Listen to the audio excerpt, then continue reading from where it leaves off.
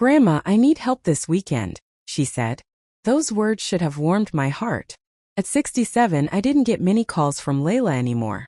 She was busy with her life, her career, her boyfriend. I understood. Young people have their own world. Subscribe to the channel for more stories like this, and comment the city you're watching from. So when she called on Thursday afternoon, her voice sweet as honey, I felt that familiar flutter of joy. My granddaughter needed me. "Of course, sweetheart. What do you need?" "Just some help with a small gathering. Nothing fancy. I'll text you the address." I spent Friday shopping for the perfect gift. Layla had mentioned she was getting serious with her boyfriend Mark, so I chose a beautiful crystal vase from the antique store downtown. Something elegant for their future home together. I even had it wrapped in silver paper with a white satin bow. Saturday morning, I dressed in my nicest outfit, the navy blue dress I'd worn to her college graduation. I wanted to look presentable for whatever help she needed. Maybe I'd finally meet this Mark she'd been dating for 2 years. The address led me to an upscale neighborhood I'd never seen before. The house was massive with manicured lawns and expensive cars lining the driveway. I checked the address twice. This couldn't be right. But there was Layla's red Honda in the circular driveway. I walked up the marble steps, gift in hand, my heart beating with anticipation. Through the tall windows I could see people inside, lots of people. Women in cocktail dresses, men in suits. Crystal glasses catching the light from an enormous chandelier. Layla opened the door before I could knock. She looked stunning in a flowing emerald dress, her blonde hair perfectly styled. But something was wrong with her smile. It was tight, almost impatient. "Grandma, you're here." "Good." She glanced at the gift in my hands. "You can put that somewhere later. Come on, I need to show you what to do." "What to do?" The words felt strange, but I followed her through a marble foyer that was bigger than my entire living room. The sound of laughter and conversation grew louder. "Layla, whose house is this?" "It's beautiful. Mark's parents." "Listen, I need you to focus." She led me past the main room where at least 40 people were mingling, holding champagne glasses and elegant appetizers. The caterer had an emergency. Food poisoning or something. The whole staff called out. We entered a kitchen that looked like something from a magazine. Granite countertops, professional-grade appliances, and trays upon trays of half-prepared food. "So you need help finishing the food?" I asked, setting down my purse and the gift. Layla opened a closet and pulled out a black uniform. A server's uniform, complete with a white apron. "Here, put this on. The guests are expecting service to start soon." I stared at the uniform, confusion clouding my thoughts. "Layla, what exactly is this gathering?" "My engagement party."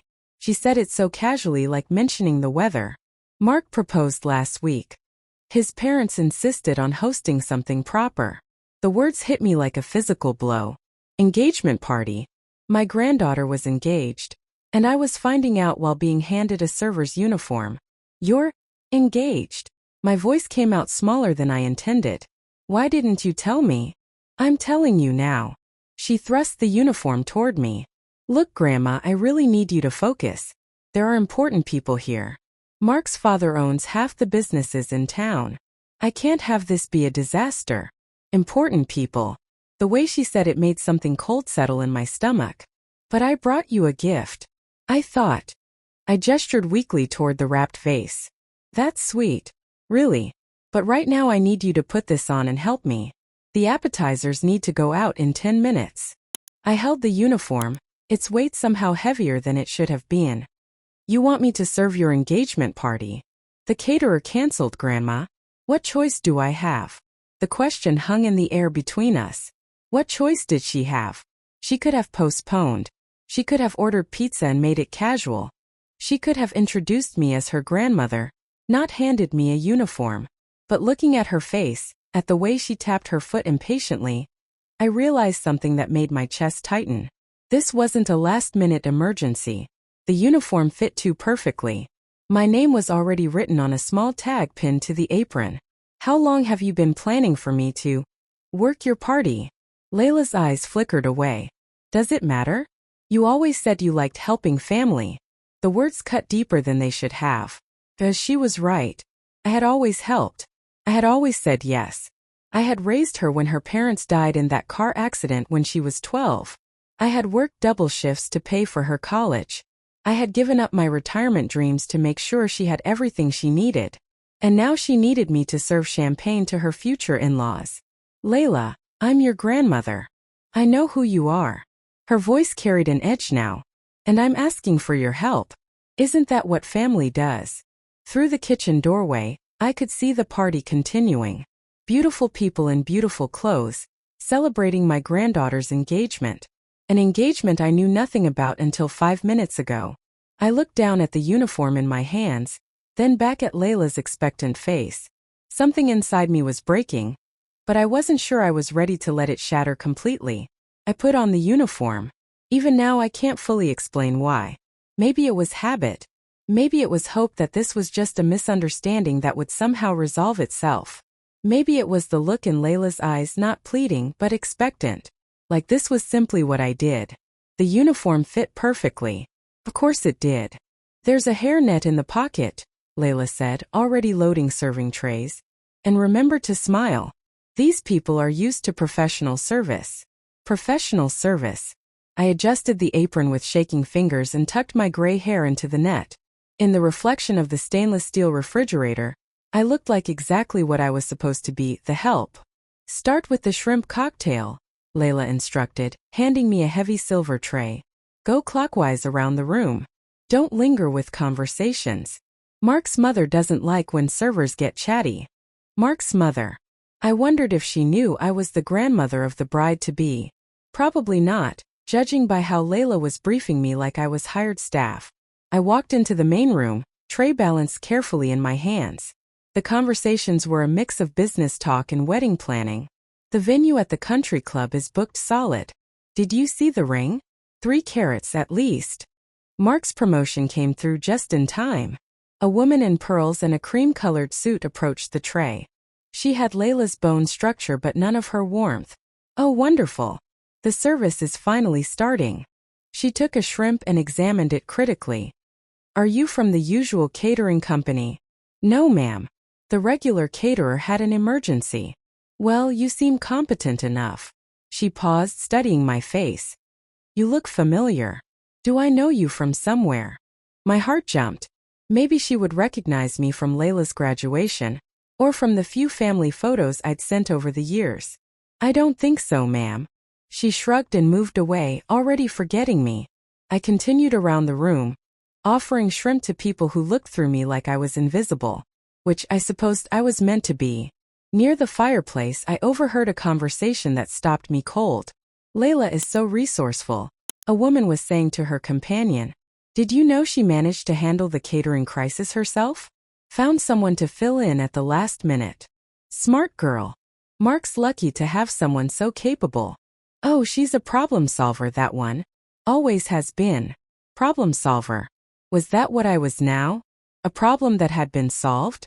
I moved to the next group, my steps feeling heavier. An older man in an expensive suit was talking to Mark, a tall, handsome young man with kind eyes who kept glancing toward the kitchen. Your fiancé certainly knows how to handle a crisis, the man was saying. Very impressive.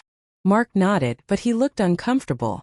I offered to just order pizzas and make it casual, but Layla insisted everything had to be perfect. Nonsense. This is exactly how it should be done. Attention to detail, proper presentation. That's what separates us from people who think pizza is appropriate for an engagement party. Mark's eyes found mine across the room. There was something in his expression, sympathy, recognition, but then someone else drew his attention, and the moment passed. I returned to the kitchen for more trays, my mind spinning with memories I couldn't push away. Layla at 12, crying in my arms after the funeral. Will you take care of me, Grandma? Layla at 16, begging me to let her go to the expensive summer camp all her friends attended. I worked overtime for 3 months to pay for it. Layla at 18, accepted to college but worried about costs. Don't worry about money, I told her. I'll figure it out. And I had, by selling my mother's jewelry and taking out a second mortgage on my little house. Layla at 22, graduation day. She'd look so beautiful in her cap and gown. I couldn't have done this without you, Grandma. You sacrificed everything for me. Those words had made it all worthwhile. Every skipped vacation, every delayed retirement, every night I'd fallen asleep worrying about bills. She had understood. She had been grateful. Or so I thought. Now, loading another tray with canapés, I wondered when that gratitude had shifted into expectation. When had my willingness to help become an assumption that I always would? The champagne glasses need to be refreshed. Layla appeared beside me, checking items off a list. And make sure you collect the empty plates. Mark's mother is particular about cleanliness. She spoke to me the way she might speak to any hired server. Efficient, impersonal. Layla, I said quietly, when were you going to tell me about the engagement? She paused in her list checking. I'm telling you now. But when were you planning to tell me? If you hadn't needed someone to work your party. The question hung between us. Layla's pen stopped moving. Does it matter? You're here. You're part of it. Part of it. But not in the way a grandmother should be part of her granddaughter's engagement party. I should be celebrating with you, not serving your guests. Layla's expression hardened slightly. You are helping me celebrate. This is how you can help. How I can help. Not how I want to help or how she'd like me to help. How I can help. Like I was a resource to be utilized. I picked up the champagne tray with hands that trembled slightly. Of course. Whatever you need. Thank you. She was already moving on to the next task. Oh, and Grandma? When people ask, just say you're with the catering company. It's easier that way. Easier for whom, I wondered, but I nodded. As I walked back into the room full of strangers celebrating my granddaughter's future, I felt something shift inside me. A small crack in the foundation of everything I thought I knew about our relationship. But I kept serving champagne, kept smiling, kept being invisible. Because that's what I did. That's what I had always done. The question was, how much longer could I keep pretending that was enough? The breaking point came while I was refilling the champagne glasses in the parlor. I had been invisible for 2 hours, moving through the crowd like a ghost in a black uniform. My feet ached in shoes I wasn't used to standing in for so long. My back protested from carrying heavy trays. But worse than the physical discomfort was the growing certainty that something was deeply wrong with this whole situation. I was approaching a group of young women near the grand piano when I heard Layla's laugh, that bright musical sound I'd loved since she was a child. But there was something different about it now. Something sharp. Honestly, it worked out perfectly. She was saying to 3 women about her age, all dressed in designer clothes that probably cost more than my monthly social security check. I was panicking about the catering disaster, and then I remembered, why pay thousands when you have free labor? The women laughed, the sound like breaking glass. Free labor? One of them asked, a blonde in a red dress who kept touching the diamond tennis bracelet on her wrist. My grandmother, Layla said, and my breath caught. She's been doing this kind of thing my whole life. Cleaning, cooking, whatever I need. She actually enjoys it, I think. Makes her feel useful. I stopped moving, the champagne bottle heavy in my hands. That's brilliant, said another woman. This one a brunette with perfectly manicured nails. I should try that with my mother-in-law. She's always complaining about being bored. The key is making them think they're helping, Layla continued, and her voice had taken on the tone she used when giving advice, confident, almost instructional. Like, don't ask them to work your party. Ask them to help you out of a jam. They eat that stuff up. Genius. And she actually showed up in uniform. Oh, I had to prepare for that. Had the uniform ready, name tag and everything. I know my grandmother. She'd do anything for family. Layla took a sip of champagne. Honestly, it saved me at least $3,000. The blonde woman raised her glass. To resourceful brides. They clinked glasses, laughing, while I stood frozen 3 feet away from them. Had to prepare for that. Name tag and everything. I know my grandmother. The words echoed in my head as the full reality crashed over me.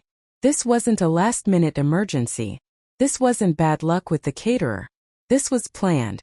Calculated. She had deliberately arranged for me to work her engagement party. And she was proud of it.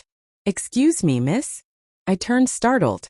An elderly gentleman in a navy suit was looking at me expectantly. Could I have some of that champagne? Of course. My voice sounded strange, hollow. I poured with hands that shook slightly. Thank you. You know, you look very familiar. Are you local?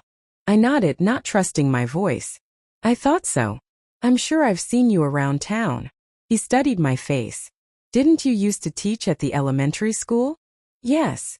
The word came out as barely a whisper. Mrs. Henderson, right? My grandson Billy was in your third grade class about 15 years ago. You were his favorite teacher. Mrs. Henderson. My name. Someone remembered my name. That's very kind, I managed. Billy's Dr. William Patterson now.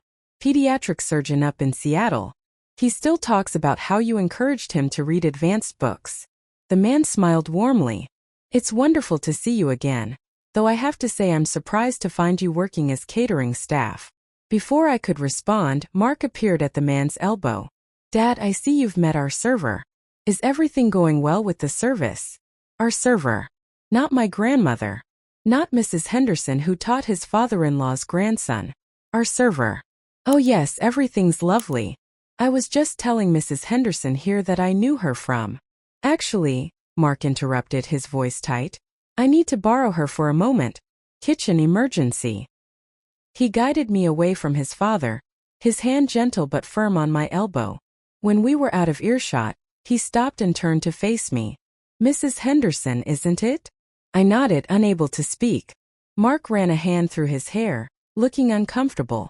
Look, I need to ask you something and I need you to be honest with me. Are you really from a catering company? The question hung between us. Could lie.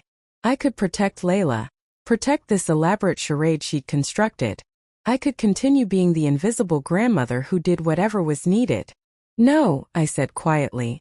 Mark's shoulders sagged. I didn't think so. The way you looked when my dad recognized you. He paused. You're Layla's grandmother, aren't you?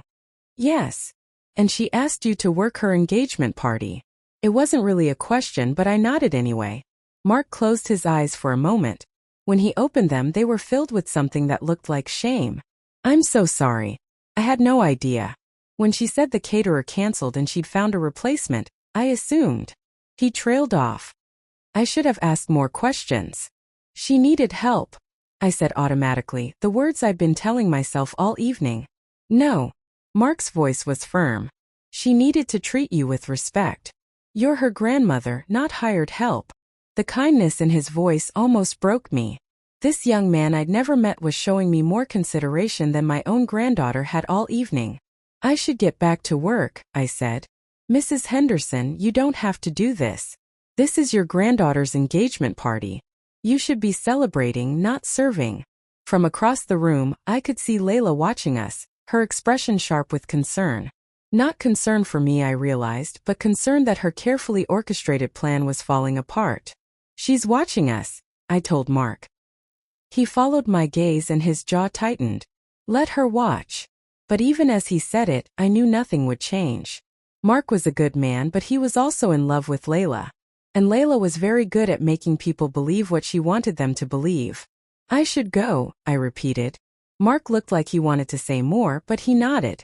If you need anything. Anything at all. I walked back toward the kitchen, my legs unsteady.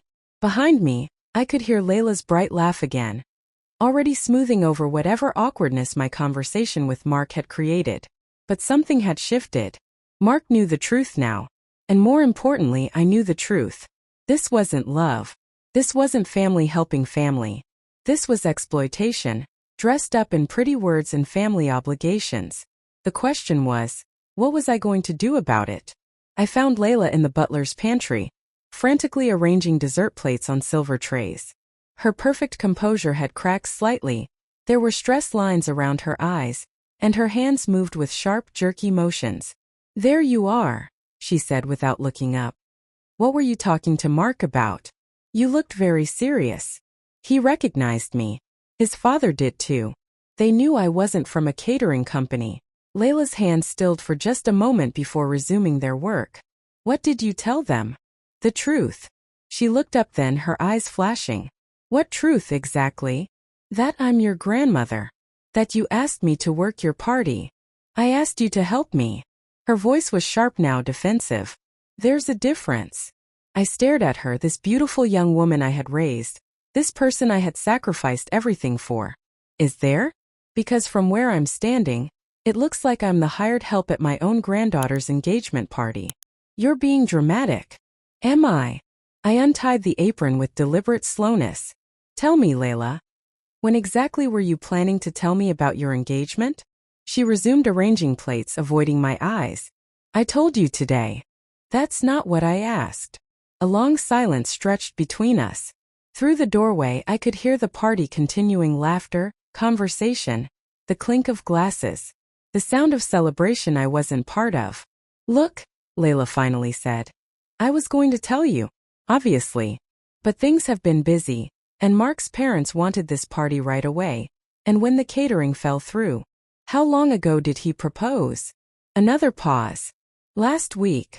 So for a week you've been planning this party, ordering uniforms, making lists, and it never occurred to you to call your grandmother and say, I'm engaged? You're making this bigger than it needs to be. I folded the apron carefully and set it on the counter. How long have you been planning for me to work this party? What do you mean? The uniform, Layla. It has my name on it. Name tags don't get made overnight. Her silence was answer enough. How long? 2 weeks, she said quietly. 2 weeks. She had been engaged for 1 week, but had been planning to use me as free labor for 2 weeks, before she was even engaged. So this was always the plan. Call Grandma, tell her you need help, put her in a uniform and save money on catering. It's not like that. Then what is it like? My voice was getting louder and I didn't care. Explain to me how this isn't exactly what it looks like. Layla's mask finally slipped completely. The sweet, helpless granddaughter disappeared, replaced by someone cold and calculating. Fine. You want the truth? Here's the truth. Mark's parents are wealthy, important people. They have standards. I couldn't just serve pizza and soda at my engagement party. But catering costs thousands of dollars, money I don't have. So yes, I thought of you. You've always helped me before. You've always said family comes first. So you thought you'd put me in a uniform and make me serve your future in-laws. I thought you'd want to help me have the perfect party. By pretending I'm not your grandmother? By being practical. Her voice cracked with frustration. Look around, Grandma. Look at this house, these people. This is Mark's world now. My world. And sometimes in this world, people like you serve people like them. That's just how it is. People like you serve people like them. The words hit me like a physical blow. I stared at this person I had raised, this girl I had loved more than my own life, and saw a stranger. People like me, I repeated slowly. I didn't mean it like that. Yes, you did. My voice was surprisingly calm. You meant exactly that. I'm the kind of person who serves. They're the kind of people who get served. And you're trying to move from my category to theirs. That's not. And if that means your grandmother has to put on a uniform and pretend to be the help, that's a price you're willing to pay. Layla's face flushed red. You're twisting everything I say. Am I? Because I overheard you talking to your friends, Layla, about how you have free labor, about how I always do whatever you need, about how this saved you $3,000. Her mouth opened and closed like a fish. You were eavesdropping. I was serving champagne. You were bragging. About manipulating me. I wasn't manipulating. What would you call it? She straightened her shoulders, lifting her chin with that familiar stubborn expression I remembered from her teenage years. I would call it asking my family for help when I needed it. By tricking me into thinking this was a last-minute emergency. You wouldn't have come if you'd known it was an engagement party. The truth of that statement hung in the air. She was right. If she had called me and said, Grandma, I'm engaged and I want you to work as a server at my party, I would have said no. I would have insisted on being there as family, not as staff. So she had lied. You're right, I said quietly. I wouldn't have come. Not to work. I would have come to celebrate with you. To meet Mark properly. To be your grandmother at your engagement party. Well, I needed you to work, not celebrate. The words were said with such casual cruelty that I actually stepped backward. I really looked at her, and saw myself clearly for the first time in years. I saw the grandmother who had given up her retirement to pay for college tuition, who had worked double shifts to afford the summer camps and the dance lessons and the graduation party, who had said yes to every request, every need, every crisis. And I saw the granddaughter who had learned that grandma always said yes, who had come to expect it, who had stopped seeing me as a person with my own needs and dreams, and started seeing me as a resource to be managed. You know what, Layla? You're absolutely right. You do need me to work. Her face brightened with relief. Thank you. I knew you'd understand. But I don't need to. I walked past her toward the kitchen door. Where are you going? I paused with my hand on the doorframe. I'm leaving. You can't leave. The party's not over. My part in it is. I walked through the kitchen, past the elegant trays of food I wouldn't be serving, past the uniform I wouldn't be wearing anymore. Behind me, I could hear Layla's voice rising in panic. Grandma, wait. You can't just leave. What am I supposed to tell people? I stopped at the back door and turned to face her one last time. Tell them the truth, Layla. Tell them your grandmother finally remembered she has dignity. And then I walked out into the night, leaving my granddaughter's engagement party behind me. I drove home in silence, my hands gripping the steering wheel so tightly my knuckles were white. The crystal vase I'd bought for Layla sat in the passenger seat, still wrapped in its silver paper, a monument to my own foolishness. At home, I sat in my small living room and waited. I knew the calls would come. The first one rang at 10:47 p.m. I let it go to voicemail. Grandma, please pick up. This is ridiculous. You left me in an impossible situation. The dessert course was a disaster. People were asking questions. Just call me back so we can talk about this like adults. Like adults. As if I were the child throwing a tantrum. The second call came at 11:15. Look, I'm sorry if your feelings were hurt. Okay? But you're blowing this way out of proportion. It was one evening of helping your family, and you're acting like I asked you to sell your soul. The third call came after midnight. This time her voice was different. Smaller. Grandma, please. Mark is asking questions I don't know how to answer. His parents are confused about what happened. I need you to help me fix this. I need you to help me fix this. Even now, even after everything, she was asking me to clean up her mess. I turned off my phone. The next morning I found 17 missed calls and 12 text messages. The messages told a story of escalating panic. Sunday, 2:47 a.m. We need to talk. Sunday, 6:23 a.m. I can't believe you're ignoring me. Sunday, 8:15 a.m. Mark wants to postpone the engagement until we figure this out. That last message made me pause. Mark wanted to postpone? Because of what had happened with me? I made coffee and sat at my kitchen table, looking out at the small garden I'd been neglecting. I'd been so busy helping Layla with her life that I'd forgotten to tend to my own. The phone started ringing again. This time it wasn't Layla's number. Mrs. Henderson? This is Mark Patterson. I hesitated, then answered. Hello, Mark. I hope it's okay that I'm calling. I got your number from the phone book. His voice was careful, respectful. I wanted to apologize for what happened last night. You have nothing to apologize for. I think I do. I should have realized what was happening. I should have said something sooner. It wasn't your responsibility. A pause. Maybe not. But it was wrong and I should have stopped it. I found myself warming to this young man's honesty. How did the party end? Badly. He sighed. After you left, the whole thing fell apart. The dessert service was chaos. People were asking where the server went, and Layla. She was upset. I imagine she was. Mrs. Henderson, can I ask you something? How long has she been treating you like this? The question caught me off guard. What do you mean? Taking advantage of you. Using you. How long has this been going on? I was quiet for a long moment thinking. I don't know that she sees it that way. How do you see it? Such a simple question. How did I see it? I used to think I was helping family, I said slowly. Now I'm not sure what I was doing. My parents want to meet you properly. As Layla's grandmother, not as, what happened last night. That's very kind, but I don't think that's going to happen. Because of Layla? Because I don't think Layla and I will be seeing much of each other anymore. Another pause. She's been calling you, hasn't she? Quite a lot. She's panicking. She told me about your relationship, about how you raised her, about everything you've done for her. She's realizing what she's lost. I don't think she's lost anything. I think she's just lost her convenience. Mrs. Henderson, I need you to know something. I'm having serious doubts about this engagement. That stopped me cold.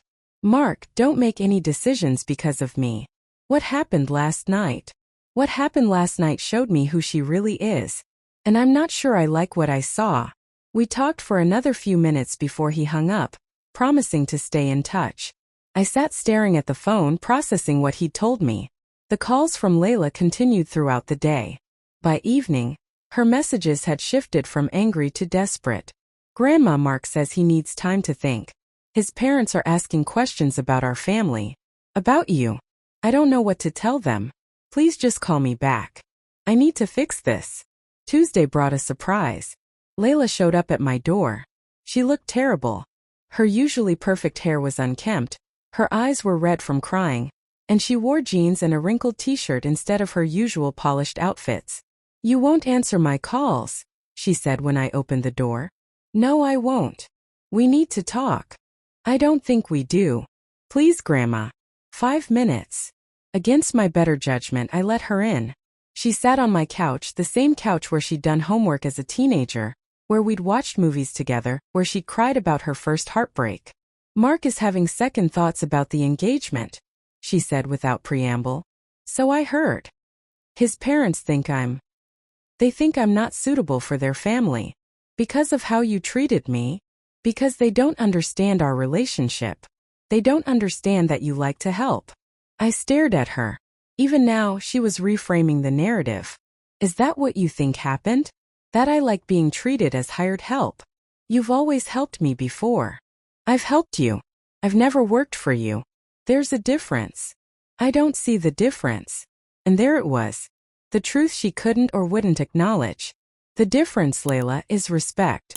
When family helps family, there's gratitude. There's acknowledgement. There's love. What you did was use me. I wasn't using you. You put me in a uniform.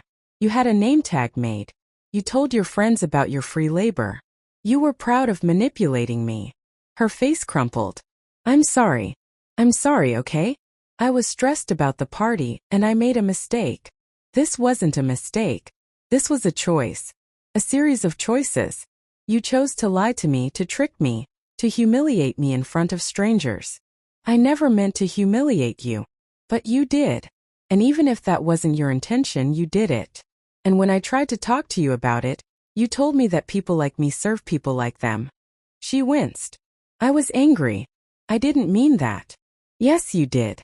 And the sad thing is, Layla, for most of my life I would have agreed with you. I would have believed that my role was to serve, to sacrifice, to make myself smaller so you could be bigger. That's not what I wanted. Isn't it? Because that's exactly what you got. A grandmother who gave up her dreams so you could have yours. Who worked extra jobs so you could go to college. Who said yes to every request, every demand, every crisis. You did that because you loved me. I did. I do. But love isn't supposed to be one-sided, Layla. Love isn't supposed to be about one person always giving and the other person always taking. She was crying now, real tears, not the manipulative kind. I don't want to lose you. Then you should have thought about that before you put me in a uniform. What can I do? How can I fix this? I looked at this young woman I had raised, this person who had been the center of my world for so many years, and felt something I'd never felt before. Complete clarity. Nothing, I said quietly. You can't fix this. Because this isn't something that broke accidentally. This is something you built piece by piece, choice by choice. And I can't unknow what I know now. She left still crying, still promising to change, still not really understanding what she had done wrong. But I understood. Finally, after 67 years, I understood exactly what I was worth. And it was more than being anyone's free labor. 6 months later, I was in Tuscany. I had never traveled overseas before. There had always been a reason not to. Layla needed tuition money, or help with rent, or support through some crisis. My dreams of seeing the world had been filed away under someday. And someday had never come. Until now. I stood in a small cooking class in Siena, learning to make pasta from a woman named Francesca who didn't care about my age or my background, or whether I was useful to anyone. She only cared that I was present, engaged, and ready to learn something new. Bene Cindy, she said as I successfully rolled out a sheet of dough. You have natural hands for this. Natural hands. When was the last time someone had complimented something I was naturally good at, rather than praised me for how well I served others? The money for this trip had come from an unexpected source, the account I'd been putting aside for Layla's wedding. I'd been saving for years, adding a little each month, imagining the beautiful ceremony I'd help pay for. When I realized that wedding might never happen, I made a decision that surprised even me. I spent it on myself. The first week after our confrontation, Layla had called daily, then weekly, then monthly. The last call had come 2 months ago. A brief message that she and Mark were taking a break to figure things out. I hadn't called her back. Mark had reached out once, a kind email letting me know he'd ended the engagement. He didn't give details, but he did say something that stayed with me. You taught me something important about respect, Mrs. Henderson. Thank you for that. I had taught him about respect by finally demanding it for myself. The cooking class ended, and I walked through the cobblestone streets of Siena with my small group of fellow travelers. We were all women over 60, all on adventures we'd put off for too long. There was Margaret, a retired nurse from Chicago who was learning to paint. Susan, a former secretary from Boston who was writing poetry. Dorothy, a widow from Seattle who was photographing every church we visited.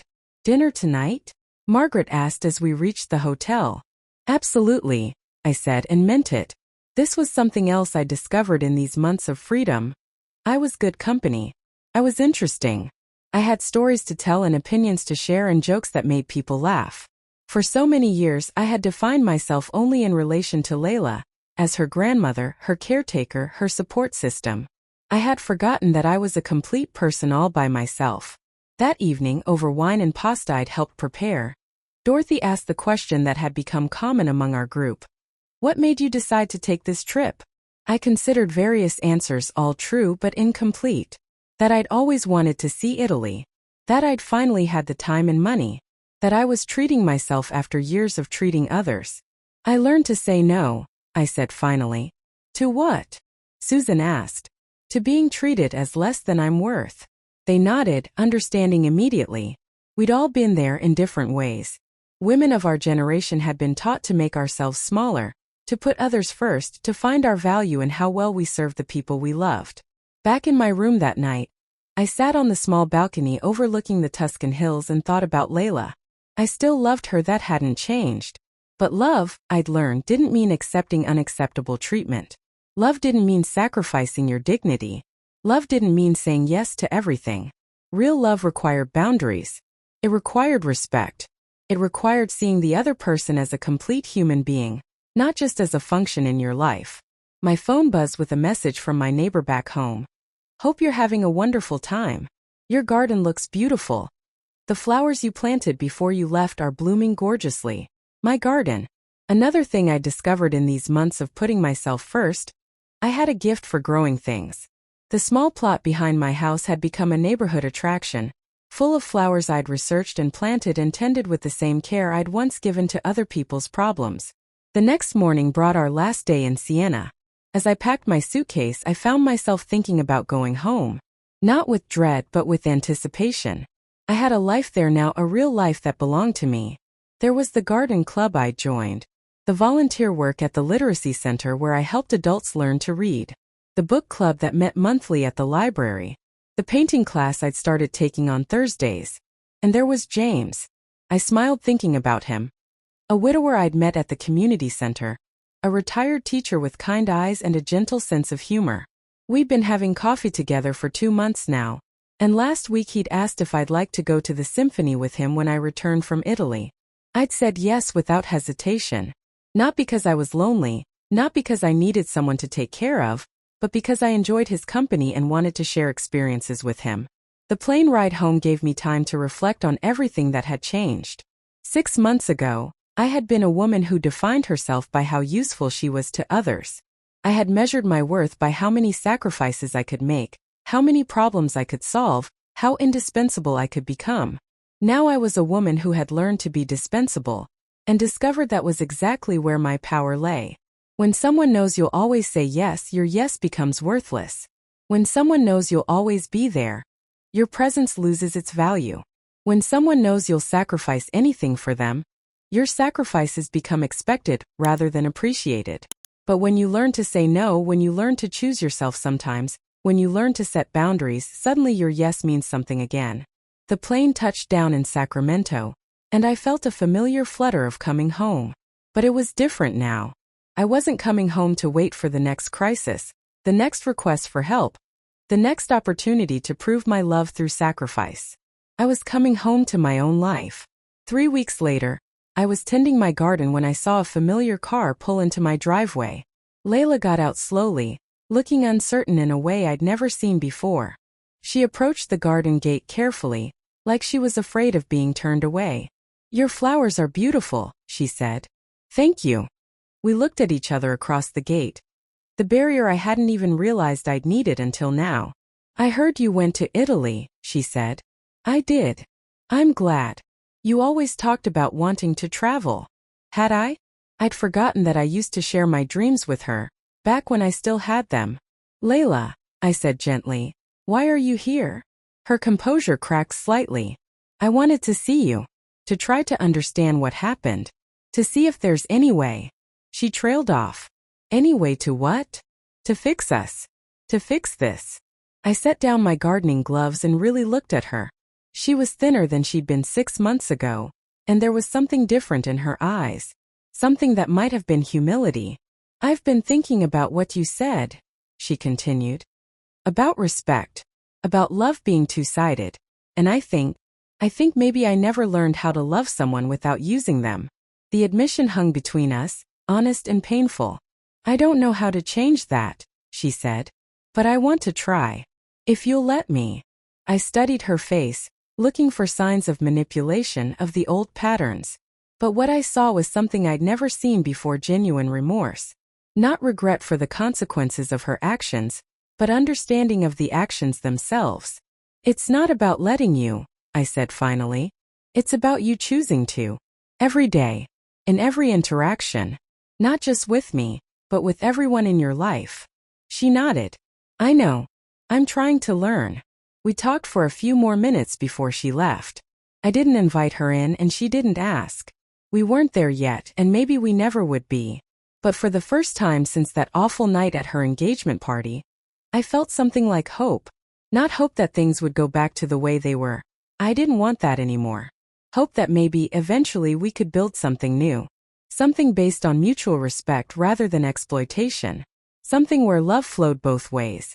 As I watched her drive away, I felt the deep satisfaction of a choice well made. I had chosen myself, and in doing so, I had given us both the possibility of something better.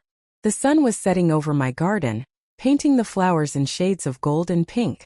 I had planted these flowers for myself, tended them for myself, and now I was enjoying their beauty for myself. It was, I realized, the most beautiful thing I'd ever grown.